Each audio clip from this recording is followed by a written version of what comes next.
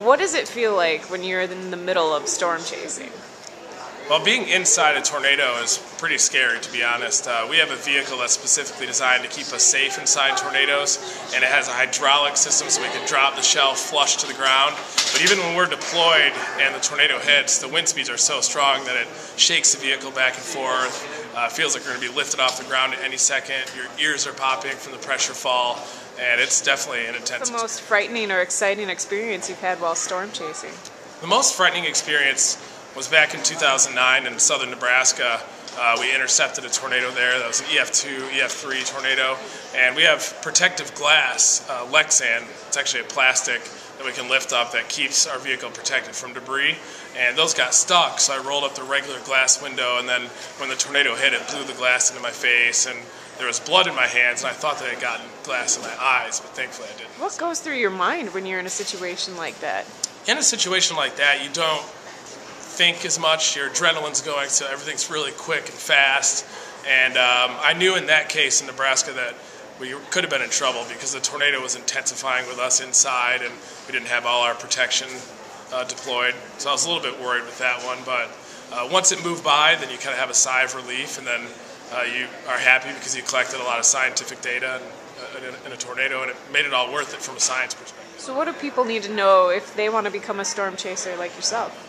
If people want to become a storm chaser, I'd recommend becoming a meteorologist first. That's important because you can have a career in forecasting or meteorology if you're passionate about the science too, because finding a job in storm chasing is difficult. Most people have it as a hobby, but for people that just want to get into it as a hobby, I'd recommend taking Skywarn training courses at your local National Weather Service, learning the basics of storm structure, because if you don't know what you're doing out there, it can be really dangerous. A good thing to do is to go with a veteran storm chaser so they can show you the ropes and teach you how to forecast and the basics of storm chasing.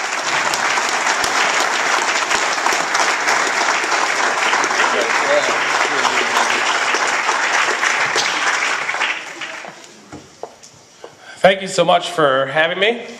As you know, it's storm season right now in the Southern Plains. There's not a tornado outbreak happening today, which is good news. I missed the one in Iowa last week for an event in Chicago, and some of my friends saw those tornadoes. So it's getting underway, but the moisture is having a little bit of trouble getting north. But we're going to start filming storm chasers for Discovery in mid-April, so I bet the moisture will be in place and Tornado Alley will be primed by then. For the people that live there, hopefully it doesn't happen, but we can't stop the tornadoes, so if they do touch down, we'll be there to drive into them for sure.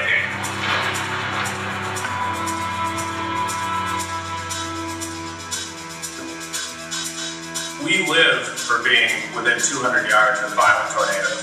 And Discovery made me retire the cutoff t-shirt, unfortunately. Sandals are next. Come down! Go, Joe, go, hurry!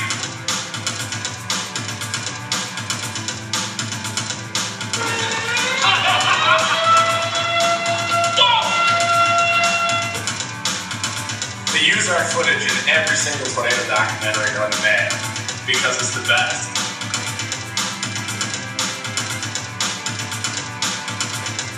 You see a good tornado on TV, and this problem is to show you. Ken wrote those lines on a note card that I had us saying. Keep that in mind. Not the storm chaser. Right here on the right, a tornado on the right! Look at that, zoom up, get up there, Joe, get up!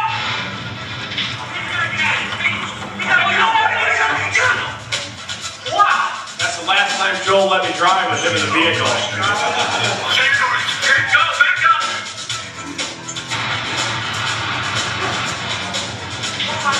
You'll see this suction vortices in a little bit when it's off the field to our east.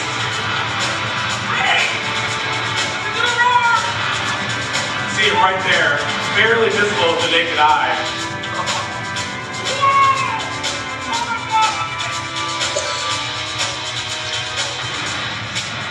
Ignore this concluding statement too, please.